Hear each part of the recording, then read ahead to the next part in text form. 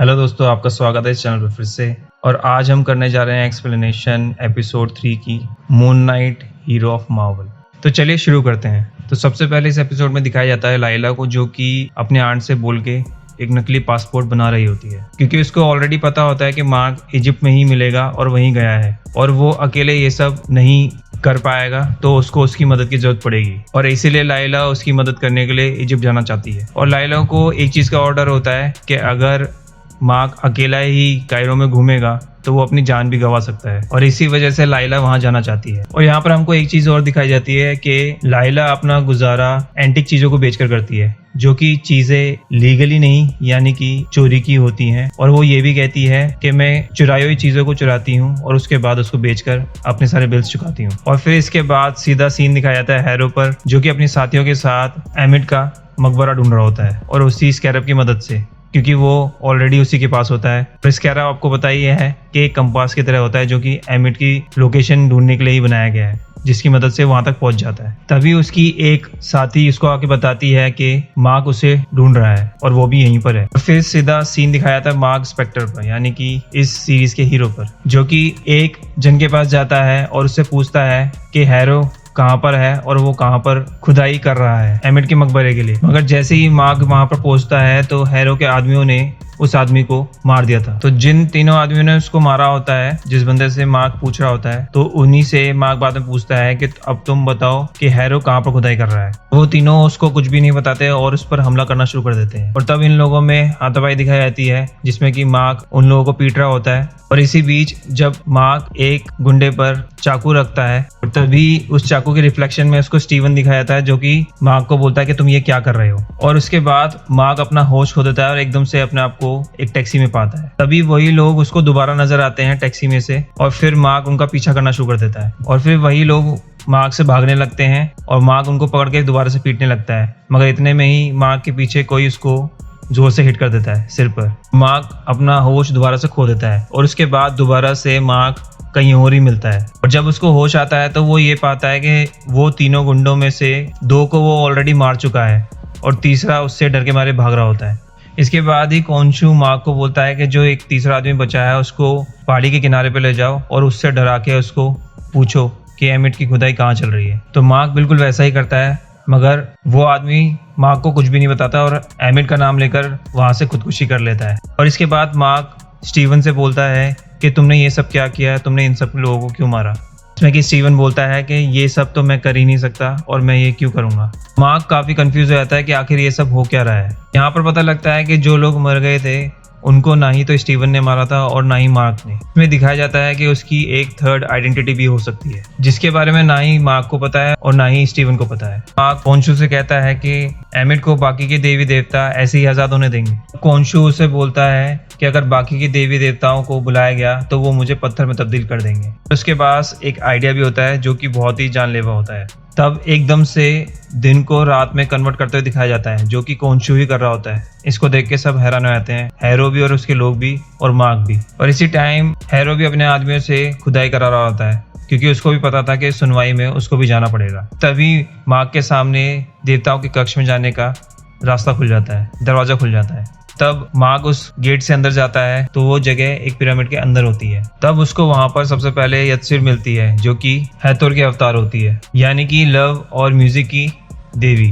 वहां पर और भी देवी देवताओं के अवतार आते हैं, जो कि अलग अलग बॉडीज में होते हैं और उनकी बॉडीज से देवी देवता बात कर रहे होते हैं, जो कि कोंशु से बोलते हैं कि अगर तुमने दोबारा से ये हरकत करी जो कि उसने दिन को रात में तब्दील करा था, तो हम तुमको पत्थर में तब्दील कर देंगे। और साथ में ये भी बोलते हैं कि जितने भी अवतार अभी बचे हुए हैं उनका काम है सिर्फ नजर रखना, क्योंकि उन्होंने कुछ टाइम पहले ये डिसाइड करा था कि इंसानों के किसी भी काम में वो दखल अंदाजी नहीं करेंगे। तभी कोंशु ये बोलता है कि मैं सजा की मांग करता हूँ आर्थर यानी कि हैरो के लिए, क्योंकि उसने एमिड को आजाद करने की कोशिश करी है। तभी आर्थर को वहां पर बुलाया जाता है और जब आर्थर यानी कि हैरो वहां पर आता है तो वो सारा इल्जाम कोंशु पर ही लगा देता है और वो ये कहता है ये एमिड के मकबरे को तब से ढूंढ रहे हैं जब से मैं इनका अवतार था, और अभी जब मैं एमिड को ढूंढ रहा हूँ तो इस बात से वो काफी जेलस है, यानी कि कोंशु। और साथ ही में वो इन देवताओं से ये भी बोलता है कि कोंशु का अभी करंट अवतार बीमार है, यानी कि वो मार्क और स्टीवन की बात कर रहे हैं। और जब देवी देवता मार्क से पूछते हैं तो वो मार्क देवी देवताओं से झूठ नहीं बोलता और आर्थर का जुर्म साबित ना होने के कारण उसको छोड़ दिया जाता है। लेकिन यत्सिर को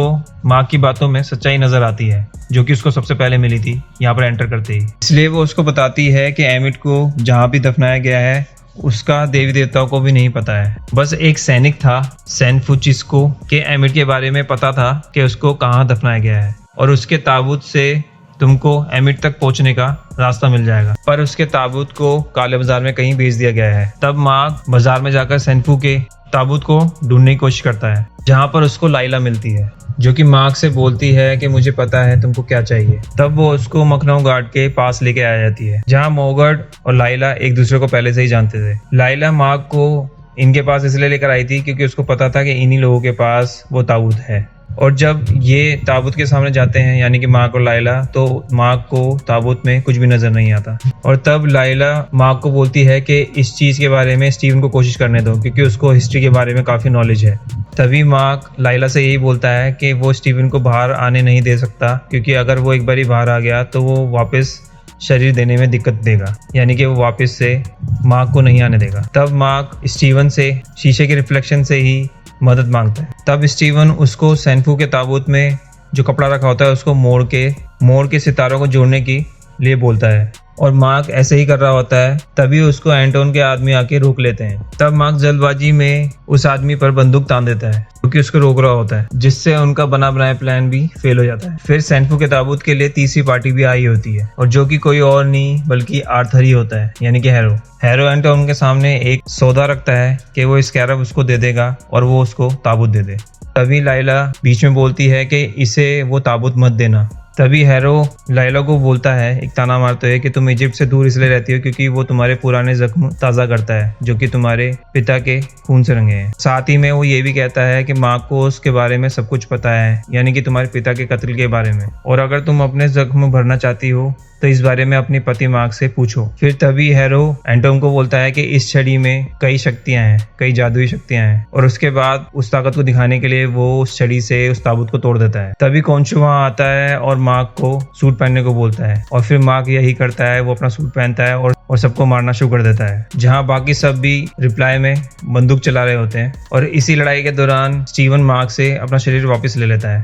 तभी स्टीवन को बाकी सारे गुंडे भालों से चुभाना शुरू कर देते हैं, जिसके बाद मार्क स्टीवन को बोलता है कि ये शरीर मुझे वापस कर दो और ये सब चीजें मैं संभाल लूंगा। जिसके बाद जब स्टीवन मान जाता है तो मार्क वापस आकर मूननाइट में कन्वर्ट होता है और तभी बाकी सारे गुंडे भाले उसके आर पार कर देते हैं। और तभी लाइला भी वहां पर आती है मार्क को बचाने के लिए। तो जब लाइला मार्क को बचाने के लिए आ रही होती है तो उसी टाइम पर एंटोन भी लाइला पे हमला करने आ रहा होता है। तो उस टाइम पर मार्क मूननाइट में कन्वर्ट होता है और सबको मार देता है और साथ ही वहाँ के लीडर एंटम को ही मार देता है। और तभी वो दोनों सैनफू के ताबूत से वो कपड़ा लेके निकल जाते हैं जिसके जरिए वो एमिट का मकबरा ढूंढ सकते हैं। और तभी लाइला मार्क से पूछती है कि जो सब हैरो ने मुझसे बोला कि तुम सब जानते हो मेरे पिता के बारे में, क्या वो सच है? तब मार्क लाइला को यही बोलता है कि हैरो ऐसा ही करता है, वो सबके दिमाग में शक पैदा करता है और वो तुम्हारे दिमाग के साथ खेलना चाहता है। तब वो दोनों एक रेगिस्तान में आ जाते हैं अपनी कार से और सैनफू के ताबूत से जो उन्होंने कपड़ा लिया था उसको जोड़ने की कोशिश करते हैं, मगर वो दोनों इस चीज में कामयाब नहीं हो पाते। तब लाइला मार्क से बोलती है कि एक बार स्टीवन को कोशिश करने दो क्योंकि वो इन सब चीजों में माहिर है। और तब स्टीवन जब बाहर आता है अपने शरीर को पा लेता है, उसके बाद वो कोशिश करता है इस कपड़े को जोड़ने की और वो इसको जोड़कर एक स्टार बना देता है, जिससे उनको ये पता लगता है कि उसके अंदर छोटे छोटे स्टार होते हैं। स्टार्स का एक मैप है, नक्शा है, जिसके जरिए वो एमिट के मकबरे तक पहुंच सकते हैं, एमिट तक पहुंच सकते हैं। और जब लाइला उस स्टार्स को स्कैन करती है तो उसको कोई भी लोकेशन नहीं मिलती है। वो इसलिए क्योंकि वो स्टार का मैप सैनफू ने 2000 साल पहले बनाए थे और सितारे अपनी लोकेशन बार बार चेंज करते रहते हैं और उनको एमिट के मकबरे तक जाने के लिए उनको वैसी ही रात चाहिए होगी जब वो स्टार्स की लोकेशन भी बिल्कुल सेम हो। अब कॉन्शु उनको बोलता है कि मुझे वो रात याद है और वही नहीं बल्कि मुझे सारी ही रातें याद रहती हैं। कॉन्शु उनसे ये भी बोलता है कि उस रात को मैं वापस ला सकता हूँ, मगर उस रात को वापस लाने की कीमत हमें चुकानी होगी। और साथ ही में कॉन्शु स्टीवन से ये भी बोलता है कि जब बाकी देव देवता उसको स्टोन में कन्वर्ट कर देंगे तो मार्क से बोलना कि उसको वहां पर बचाने हैं। अभी कॉन्शु स्टीवन से उसी की तरह उसको चीजें करने को बोलता है। यहाँ दिखता है कि एकदम से रात कन्वर्ट होने लगती है उसी रात में, जो सीन बहुत ही अमेजिंग दिखाया गया है। जब वो ये चीज़ कर रहा होता है यानी कोनशू और स्टीवन, तब बाकी देवी देवता कोनशू को वीक कर रहे होते हैं ताकि वो ये सब चीज़ें ना कर पाए, यानी कि कोनशू को पत्थर में कन्वर्ट कर रहे होते हैं धीरे धीरे, जिसकी वजह से कोनशू वीक पड़ रहा होता है। और बाकी देवी देवताओं ने ऑलरेडी वार्निंग दी थी कि अगर कोनशू दोबारा से ऐसी कोई हरकत करेगा तो उसको हम पत्थर में कन्वर्ट कर देंगे। तभी कोनशू को बाकी देवी देवता पत्थर में कन्वर्ट कर देते हैं। तब लाइला अपने गैजेट की मदद से उन स्टार्स को स्कैन करती है और उस लोकेशन को ढूंढ लेती है जहां पर एमिट को दफनाया गया था। फिर दिखाया जाता है आर्थर को यानी कि हैरो को,